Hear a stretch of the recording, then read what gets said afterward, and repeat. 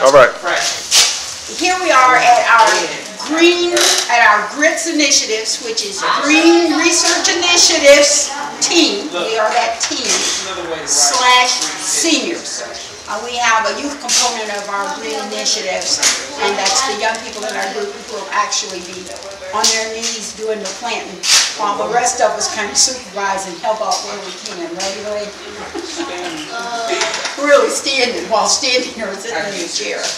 So we'll go around the table and introduce each of ourselves to our speaker.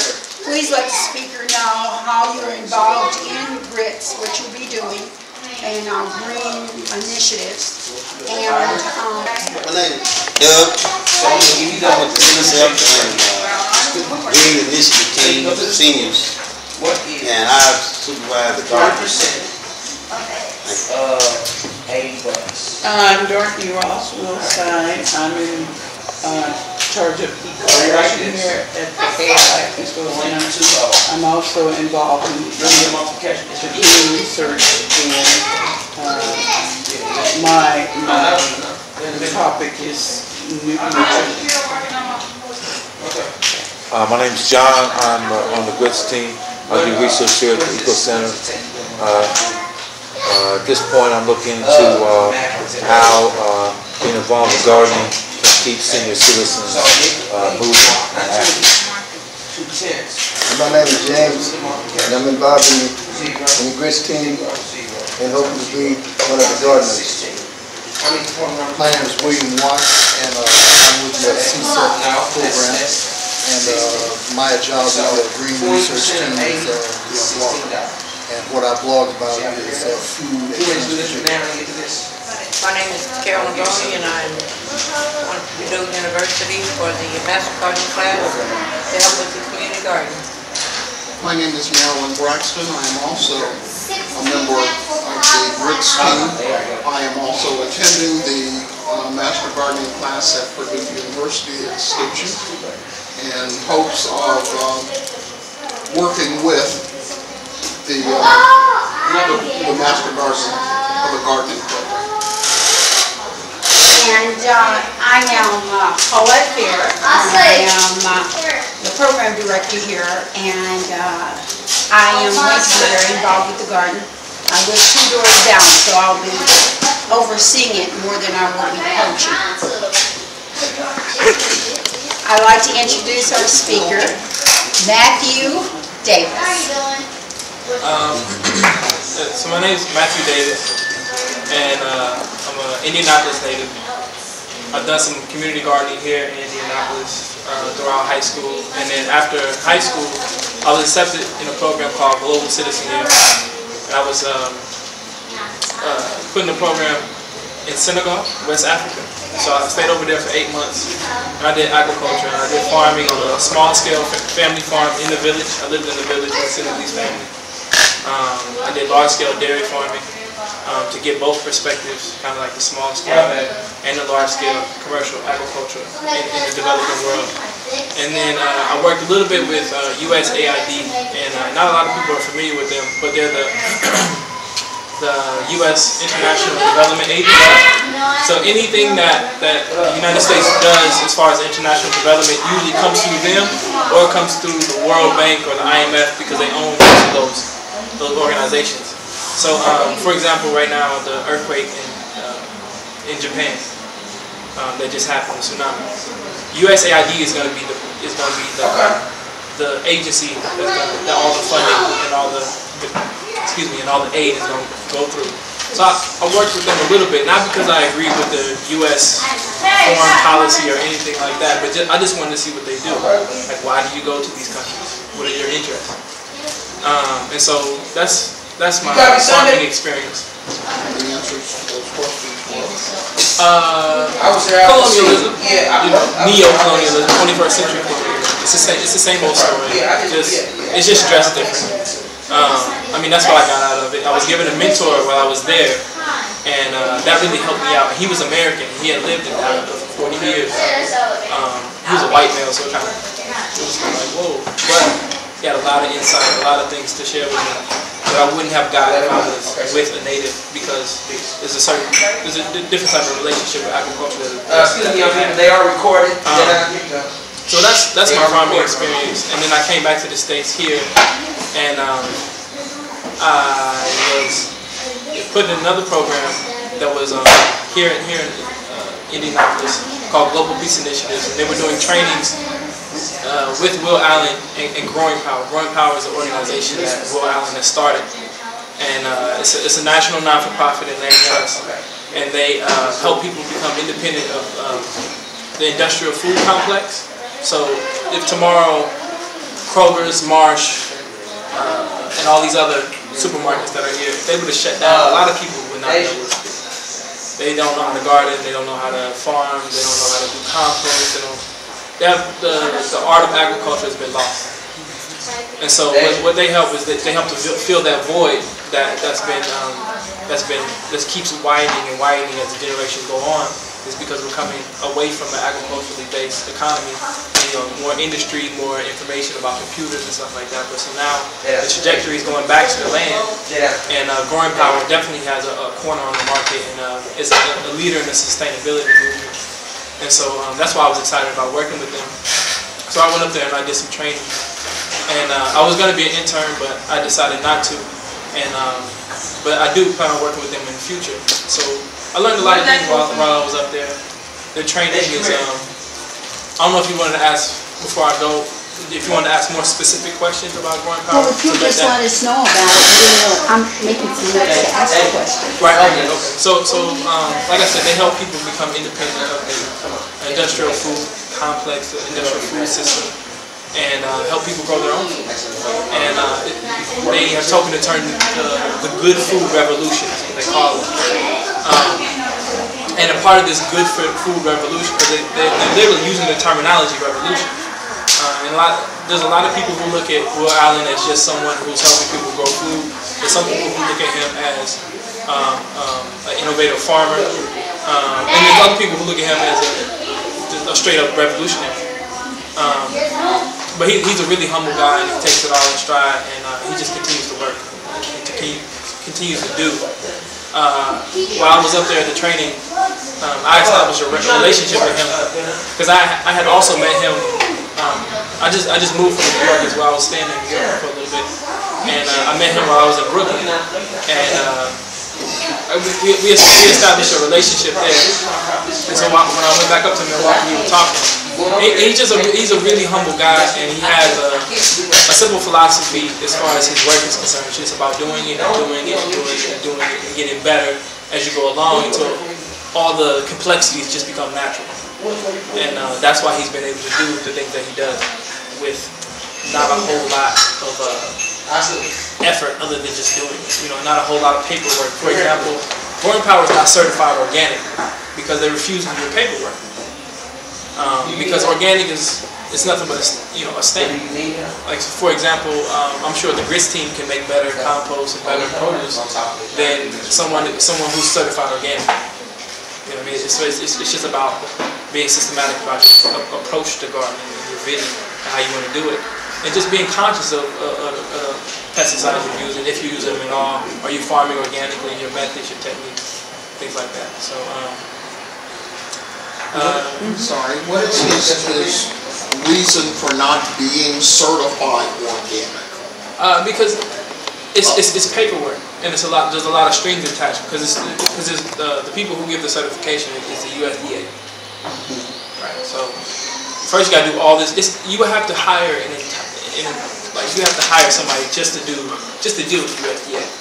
There will be a whole another position. And there's no need for it, especially if you're making products that are way better than USDA standards. USDA standards just means don't do anything crazy. You know what I mean? Which kind of puts things in perspective for me as far as nutrition is concerned.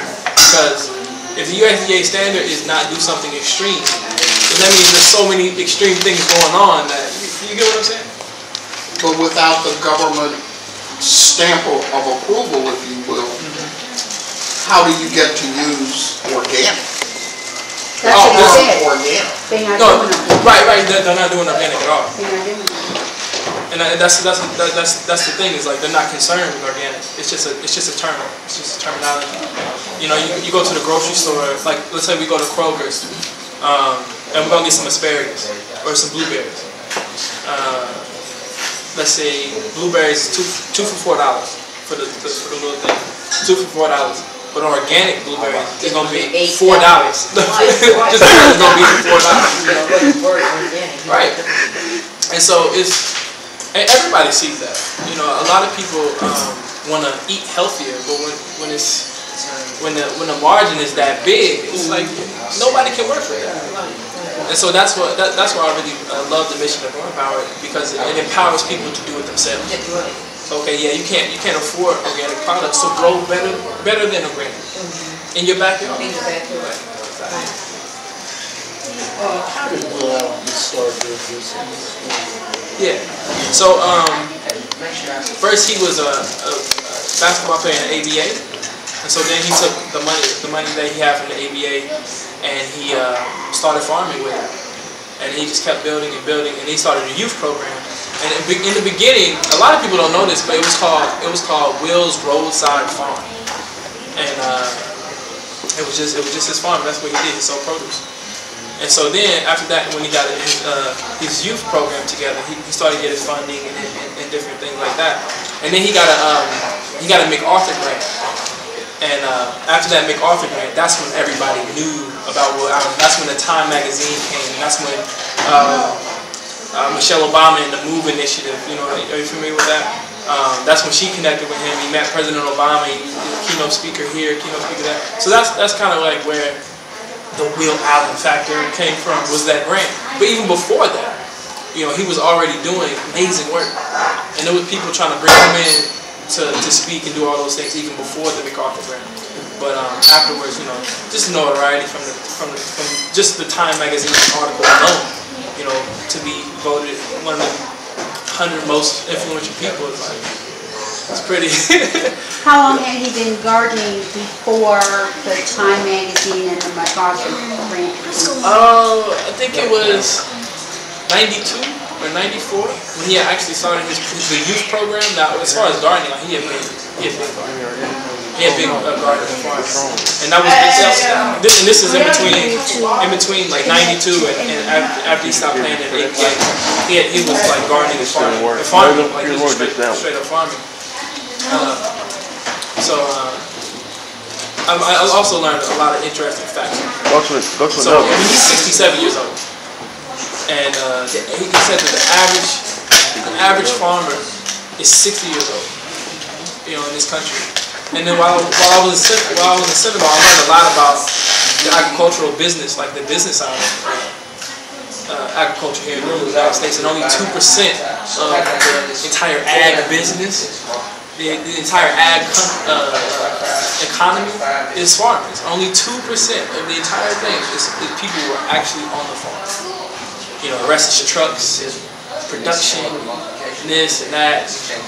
But only 2% is farmers. What I like about Growing Power is, like I was saying, it's filling a void. It's filling a void that a lot of people aren't aware of. You know, because we're distracted by so many things, and we've been fed so many things, literally fed, you know what I mean? So many things that our focus is off of agriculture and that connection to the land. And that's another thing he really gets into that resonates a lot with me is just people being connected to nature. You know, for him it's a very spiritual thing. And he doesn't propagate or talk about his religious views or spirituality or anything like that, but one time in the training, he picked up some compost and he was like, you bring a whole bunch of hyper kids who just got them eating hot Cheetos and Red Bulls, all that stuff. You bring them in here, you put some soil in their hand. That's a spiritual experience. You know, he's brought kids in, and they just put that dirt in their hand, and they calm down. You know, because no matter who you are, once you're in the presence of nature, once you're, you know, you have to kind of submit to that. You know what I mean? That veneration for the land is powerful. I was going to ask, you were saying that Will had so connected with the land wealth. He started in '92, he was still playing. When was it that he started this stay on the farm and started to grow it to where it is right now. Is that like 2002? He's been doing it for 10 years. Oh yeah, that was after the MacArthur grant. When was that? That was maybe I forgot. I think it was like 5 or 6 years. Okay, so it was just in the middle of the 2000s. So he's only been really with this really nationwide outreach program for the last 5 years. Right. Yeah. I think that's. Paul, you were there on his complex. Don't quote me on that one. Oh, okay. As far as the MacArthur, I forgot when it came. I knew it came in the 2000s. Okay, but when you were there on his site, how much bigger is it now than it was when he first started, or is it the same piece of ground, but he's just developed it more? Yeah, that's what it was. Because he had 2 acres. 2 acres. Yeah, 2 acres, but now the entire 2 acres is being utilized by hoop houses, and in the hoop houses, there's different things, or greenhouses, greenhouses. So there's actual produce being grown in there, chickens, different livestock. He's got goats, all these different things going on. So all of his land is being utilized, and even within the greenhouses, the vertical space is being utilized. Because one thing he always preaches, as far as technique-wise, is utilizing space and gardening and farming intensively. And so you'll have, so for example, let's take this wall. He would have at least 4 different rows of things growing. You know what I'm saying? Just here. And then down here, it will be worm casting and compost that's decomposing. You know what I mean? And that's just this wall. And so when you give them the tour of 100 people through their facilities, it's like getting packed up in there because it's just everything's being utilized. Everything's being utilized. And so, and then there's other greenhouses where there's fish being grown, tilapia, perch. There's a specific type of perch that they grow that you really can't grow anymore, or that can't be grown in Milwaukee. It was some formality or something like that, but it's a yellow lake perch or something like that, and they're known for growing that. In the hoop houses that you said, it gets cold in Wisconsin. Yes. Real. And you were there during. So how did that work with snow and ice and below freezing temperatures? So they heat everything with something called a hot mix. So it's a mixture. It's a mixture of compost because, as you know, in a humus pile or a compost pile, it's heat. It can get up to 150 degrees inside. If done systematically, with certain ingredients, it can get hot. And so they line that on the side of the hoop house. They just put it on the side of it. Yes, ma'am. And they put it also if there's for example in the chicken coop there was they have a certain type of system like a water system because they don't just give the chickens buckets of water, but they have a string like a pipe with like little nipples on it. And then the chickens just come and get water as they please. So there's a water system. There's this little thing coming down, and then there's some wiring and some tubes coming out. And while I was there, I had to change out the compost and put some more hot mix in order to keep those wires from freezing. So I mean, they do very, very, very innovative things there. That's another thing that makes them so amazing is that they innovate. Nothing is set in stone. It's all about it's all about do, but it's also about how creative can it be done. And that's what I'm saying. Like after you get a rhythm, then it's about being creative. I've been doing this for a while. It's second nature. Now let me approach it from this direction. And he's been farming for 30, 40 years. So even the innovation is not from him now. You know what I mean? So he brings in the right people in order to make those things happen.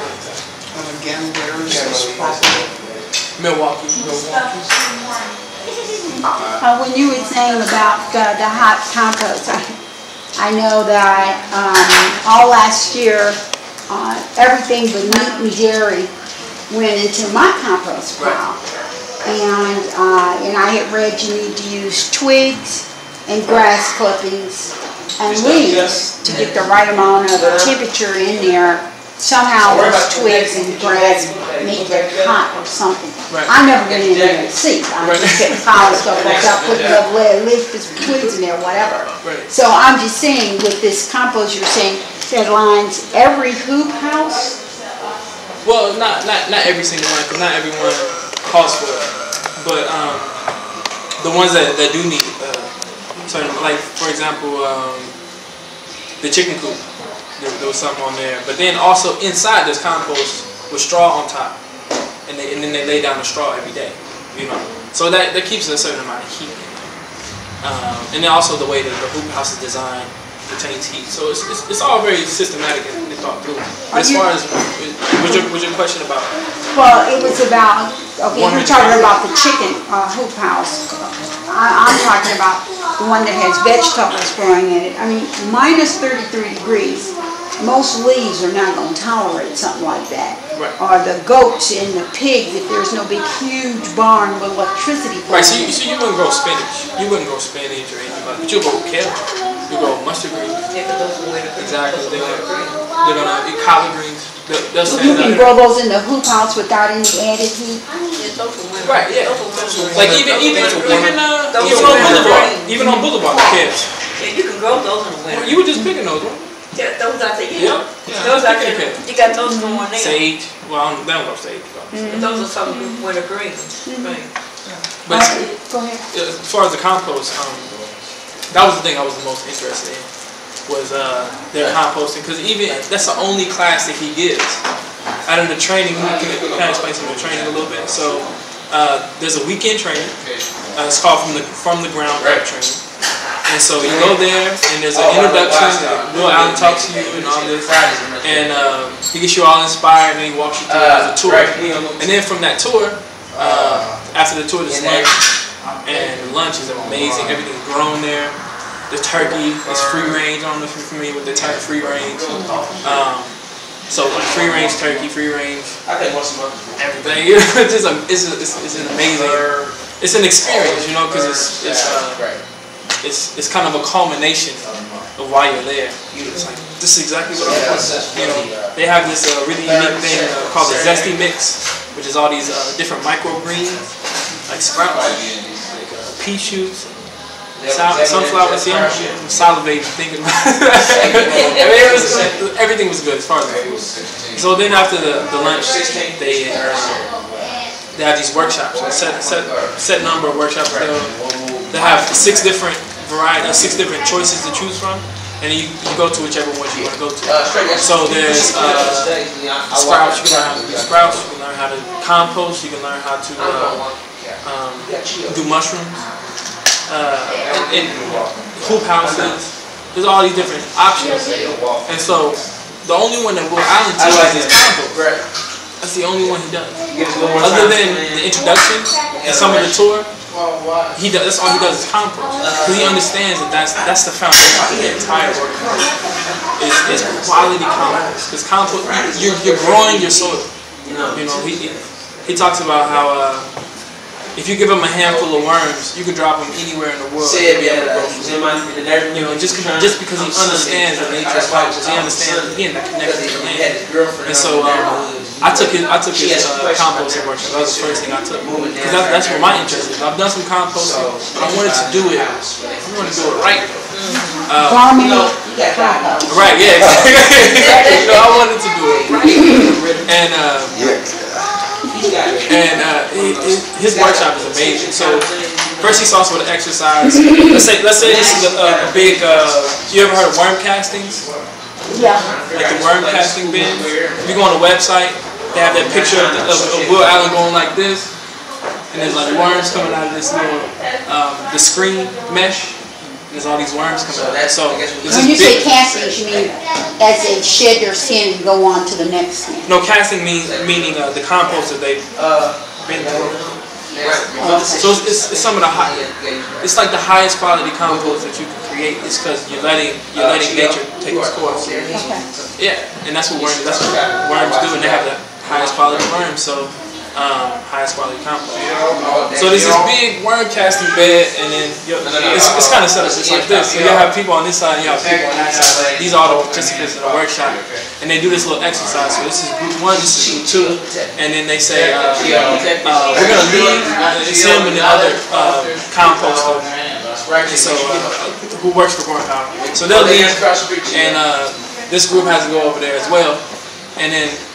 The exercises, you have to come up with a name, an organization, and a list of ways to address all the problems in your community. So as a facilitator, he gives you all of these problems, high school dropouts, pollution in the neighborhood, etc., etc.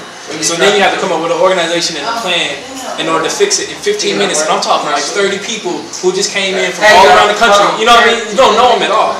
You all are doing cool stuff, some people are non-for-profit workers, others are gardeners, others are farmers, others have no interest in social justice issues at all. You know what I mean? So you have to work with all these different people, and so there's another 30 people in this group, and so you have to come up with this name, organization, and mission statement in 15 minutes. And so it's a really fun exercise. It's not as stressful as you think, not some people. Well, there was a few people who jumped up, just because there's some people who are acclimated to that. They'll jump up and be like, well, I think we should. But their voices were heard. Because you got to work with people. And then also, they put stickers. Like people who, heckles. Hecklers, that's what they call them. They put hecklers in. Yeah, so somebody's like, what are we doing? And everybody's like, you know what I mean? Nobody knows anybody. So they put them in both groups. And the exercise is fun because after you get through it, he comes back, and then you have to have a presenter from this group and a presenter from that group, and they present. And then you realize, okay, we just came up with a whole plan. And you don't even know these people, but you just came up with a whole plan and you're ready to move. Because again, he's all about actually getting it done. Because you got meeting after meeting after meeting after meeting and never get anything done. And so that was the beauty of that workshop, that piece of the workshop. Then you go out and you actually put together a compost bin. And so the compost bin that we have out here inside the building is almost just like the ones that grow up. I was just going to ask you, where do you guys get the vegetable waste for your compost bin, or was it just the vegetables? So, first to describe the bin, it was skids. It was those skids out there, just like a growing farm. They have 6 of them. So imagine 4 on the side, 1 on the top, and 1 on the bottom. That's beautiful. And then hardwired mesh on the inside. Is everybody familiar with hardwired mesh? And so, in order for, because the skids have holes in, or like slots in it. But then when you put that screen, that mesh up there, it holds it in, packs it in, but at the same time still maintains the oxygen that's essential for decomposing. And so, that's a real simple design. That's like what? You can get skids for free, and then $8 for the mesh. But you can have premium compost. And so there's carbon, nitrogen, carbon, nitrogen, carbon. You got wood chips, which is carbon. So they put wood chips in their compost? Oh yeah, wood chips. Anything with carbon, wood chips, cardboard. I guess that's what the little twigs are from trees and pieces like that. Okay, so it's a layer of vegetables and... No, first is carbon. Okay, first is carbon, and then nitrogen, and then carbon. And then now what's the nitrogen product? Your food waste, your tomatoes. Okay. What they use, they have a contract with the breweries there, and so they get all that mash. Yes. And so that stuff decomposes like that. We don't use no meat. No meat product. No meat, no because it's not going to break down. It goes into a compost. It's not going to break down. So what they're doing is the first layer is wood. Well, not so much wood, just carbon based. And carbon would be. I got better feel about him. And then it's the nitrogen, which is the beer slurry. Well, it just any food scraps, anything. Food scraps, and then what's next on top of that? Carbon, nitrogen, Okay. carbon. And you want to fill the whole thing up. He said that one time he got 40 wheelbarrows worth of things inside a 5 foot, you know, bin. And I'm like, 40 wheelbarrows? It's just about packing it. I got one more question. When do you take the worms and put into the Oh, but that's what I'm saying. That big bin that they had. Yeah. They had you a. add your worms. Yeah. Like you take it off, but they're already gonna be in there. They had a different system for the worms. Oh, okay. Right. Well, worms are in the compost. See, I thought you said if you take a handful of worms, you can make any. All right, yeah. Everybody get a round of applause.